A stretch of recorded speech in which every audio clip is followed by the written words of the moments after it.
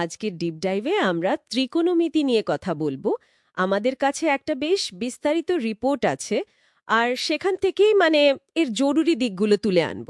ঠিক। লক্ষ্যটা হলো এর ইতিহাস, সেই সাইন কোসাইনের একদম গোড়ার কথা, আর এখনকার বিজ্ঞান প্রযুক্তিতে এর যে বিশাল ভূমিকা সেটা একটু সহজ করে বোঝা। একদম। তো প্রশ্নটা মাথায় আসছে, গণিতের এত দরকারি একটা শাখা, এটা আসলে কিভাবে এলো, কেনই বা এত জরুরি হয়ে পড়ল?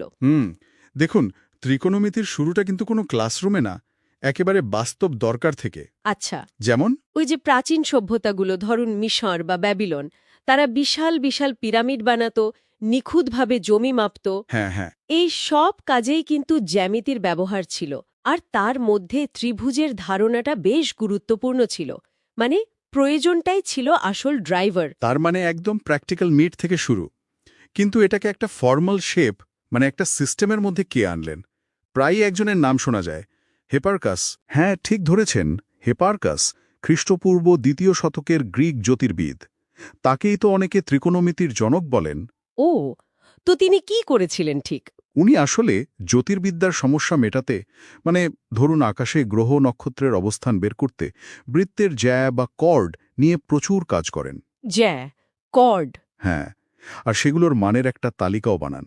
এটাই কিন্তু আজকের সাইন ফাংশনের একেবারে আদিরূপ বলা যেতে পারে। বাহ, তার আকাশ দেখা আর জমিন মাপা দুটো থেকেই এর শুরু আর কি। একদম। এরপর তো ভারত আর মধ্যপ্রাচ্যের গণিতবিদদের অবদানও বিশাল। হ্যাঁ, আর্যভট্টের কথা বলতেই হয়। তার অর্ধ থেকেই তো আজকের সাইন এসছে, তাই না? ঠিক তাই। 6ষ্ঠ শতকে আর্যভট্ট এই জ্যায়র্ধ ধারণাটা দেন।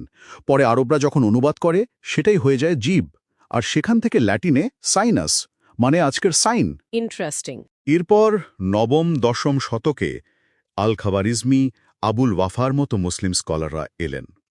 তারা ট্যানজেন্ট, কোট্যানজেন্ট, সেকেন্ড, কোসেকেন্ট এই বাকি ফাংশনগুলো যোগ করে বিষয়টাকে আরও এগিয়ে নিয়ে যান। আচ্ছা, এই যে নামগুলো, সাইন, কোসাইন, ট্যানজেন্ট, আমরা তো স্কুলে এগুলোকে খালি সমকোণী ত্রিভুজের বাহুর অনুপাত হিসেবেই পড়েছি। এদের নামেরও তো গল্প আছে। সাইন নামটা নাকি ভুল অনুবাদ। হ্যাঁ, কিছুটা ওরকমই। বললাম যে সংস্কৃত যা অর্ধ থেকে আরবি জীব, কিন্তু জীব আবার ভাঁজ বা উপসাগরও হয়। ওহ। তো ল্যাটিন অনুবাহকরা সম্ভবত সেই অর্থটা ধরে সেনাস করে ফেলেন, যার ভাঁজ বা বক্রতা। সেখান থেকে সাইন। আর ট্যানজেন্ট? ট্যানজেন্ট এসছে ল্যাটিন টাঙ্গেরে থেকে, স্পর্শ করা। একক বৃত্তের সাথে এর সম্পর্ক আছে, স্পর্শকের দৈর্ঘ্য। আর কোসাইন? কোসাইন হল কমপ্লিমেন্টারি সাইন,